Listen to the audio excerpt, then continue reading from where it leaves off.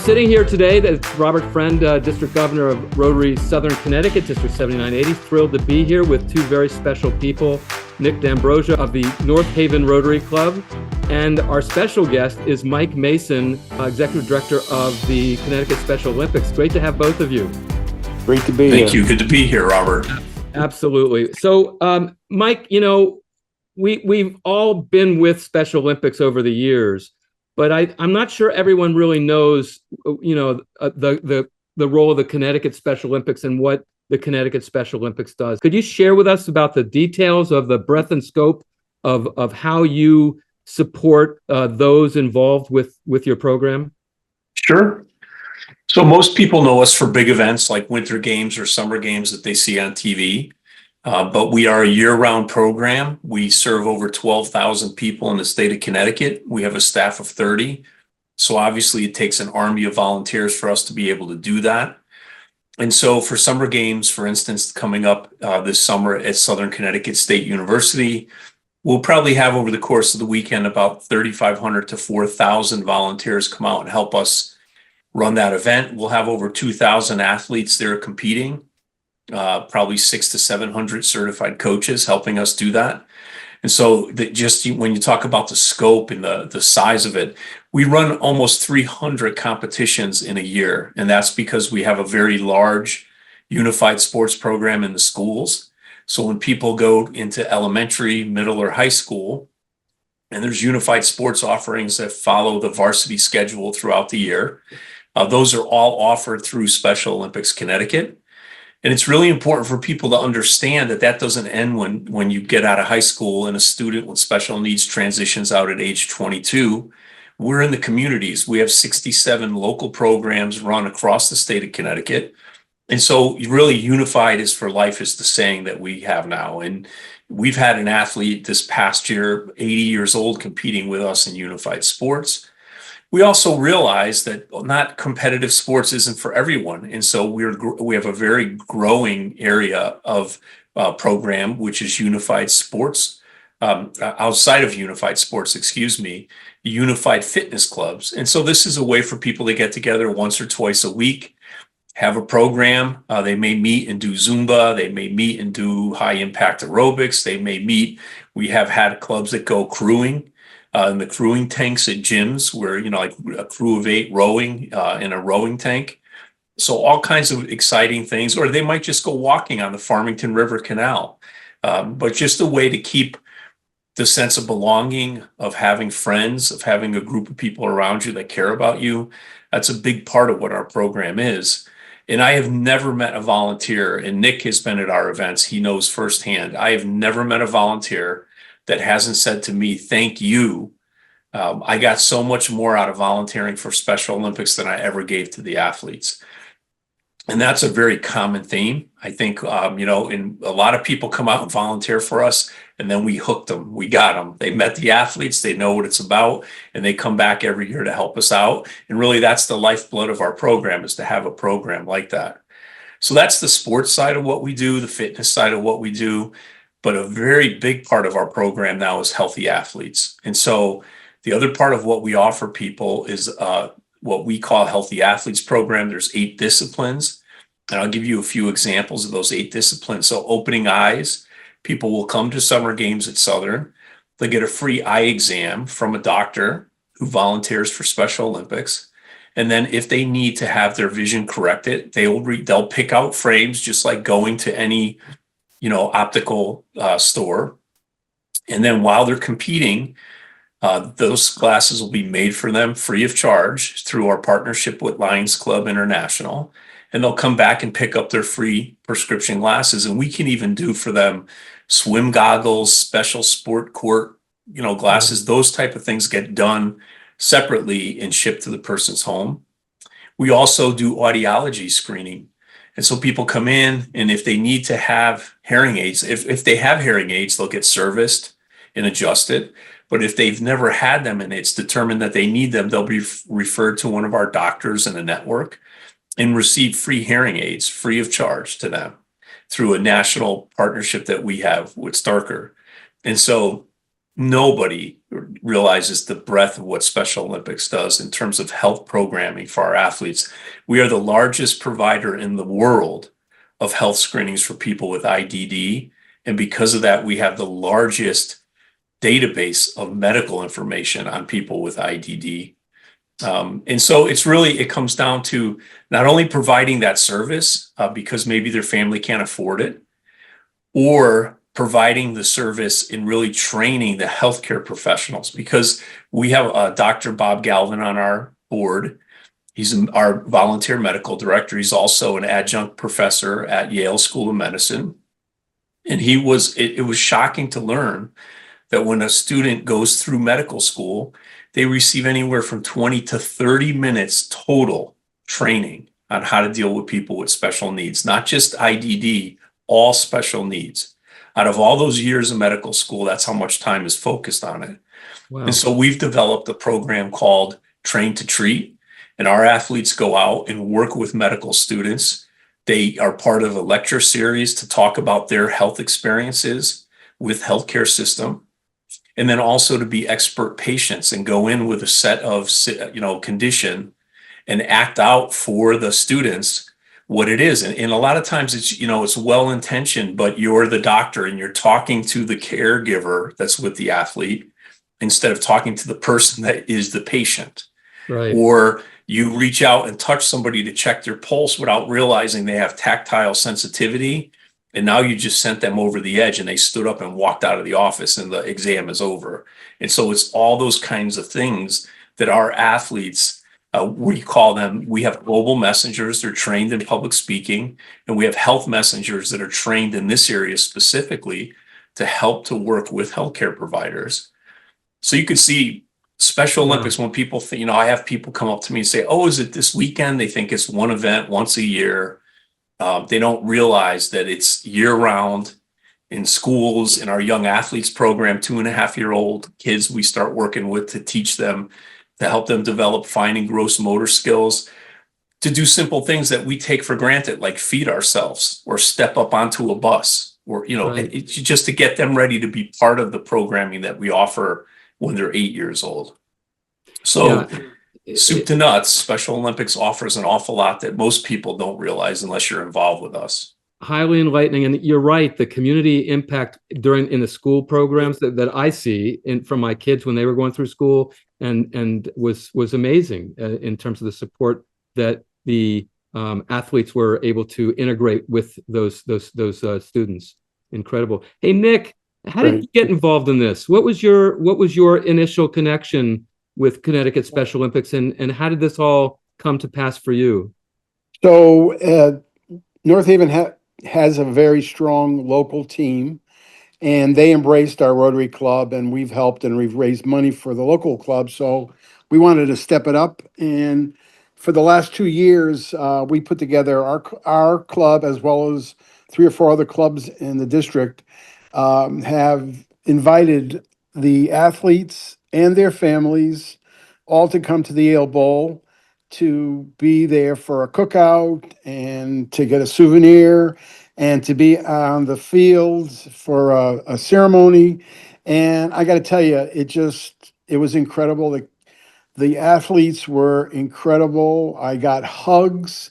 I'm hooked big time. So while I was there, I said, okay, so we need to go the next step. So we did football in the fall. So now we need to do hockey in the spring. And my goal is to have an outstanding crowd. We've geared it so all the athletes are going to be getting free tickets. They're all going to be getting food vouchers to eat at the event. They're going to be getting stick flags.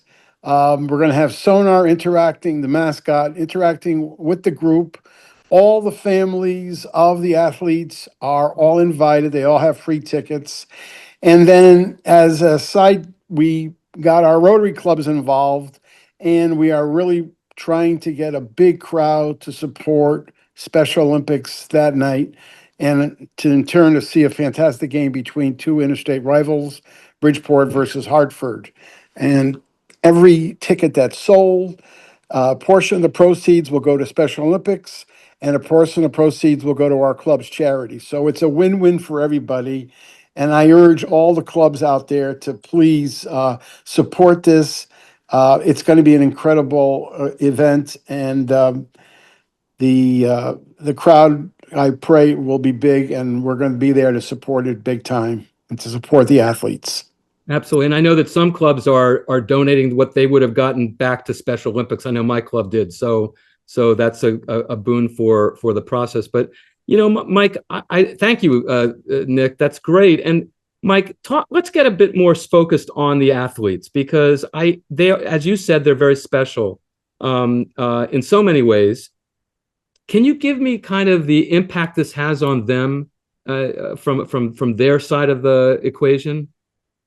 Well, I mean, I can only relate stories that people have said, Right. that I've been present and heard. Obviously, I'm not an athlete, but Right.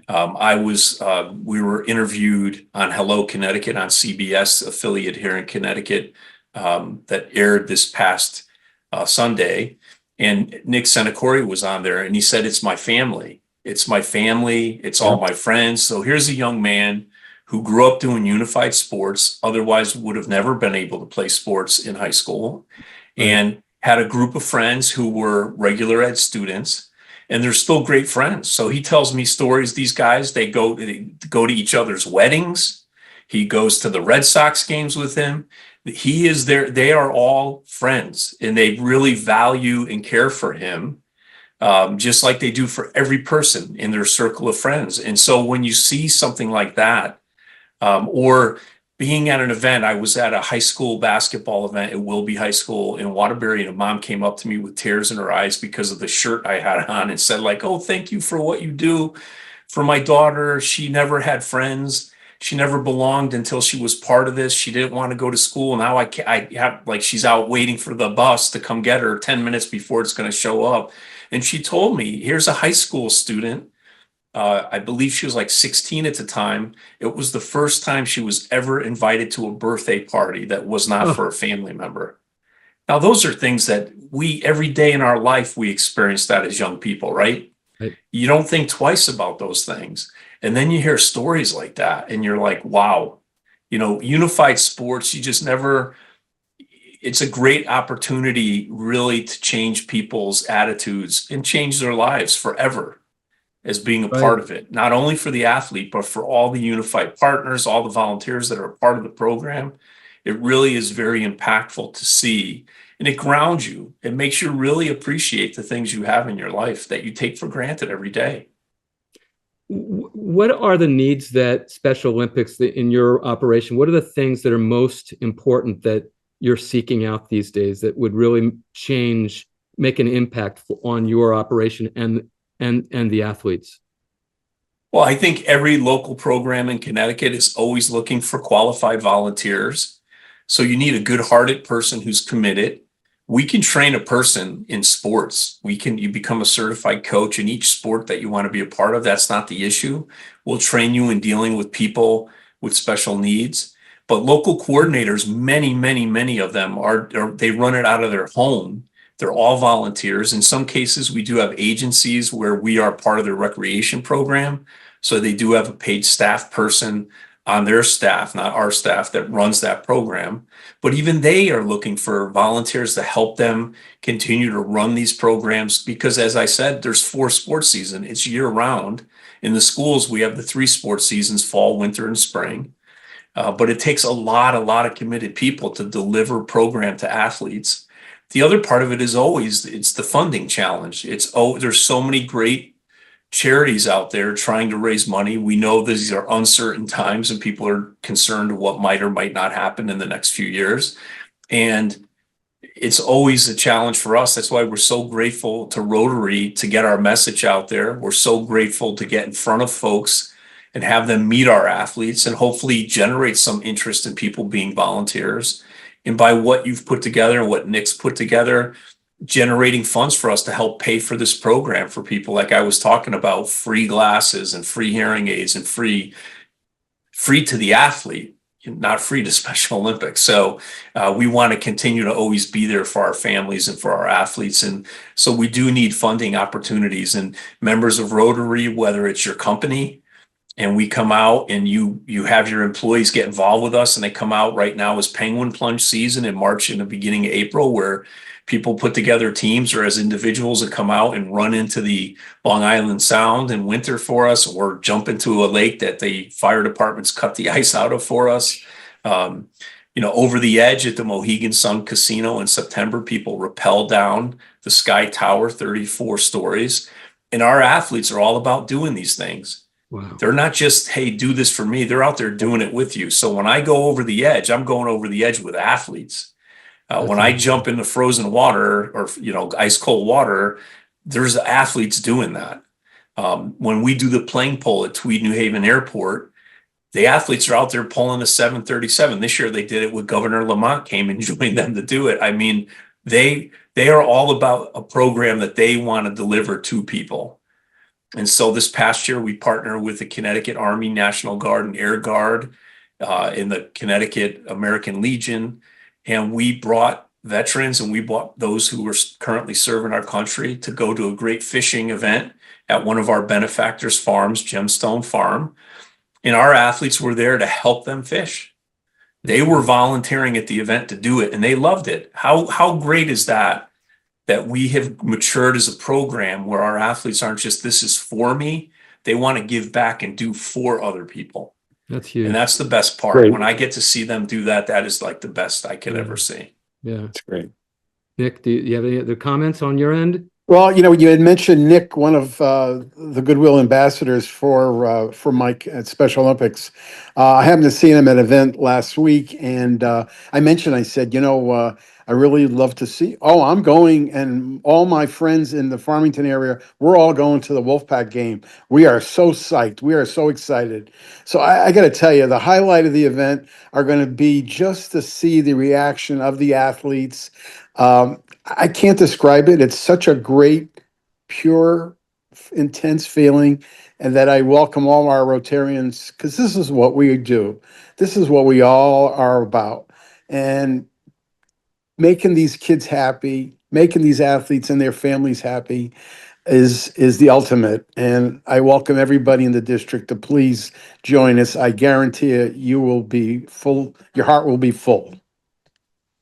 What a great story. Mike, thank you so much for your time to kind of give us a little more background about the impact. I've learned something myself here in terms of the health side. I was not fully in scope of that. And I think it shows what you're doing on a very big scale. And I know you're connecting in with your other colleagues across the country and the national organization. And our hearts are with you, and we're looking forward to this event on March 5th. And thank you so much for being here, Nick. Thank you, Mike, for being here and being part of this joint conversation we're having. And we look forward to a successful event.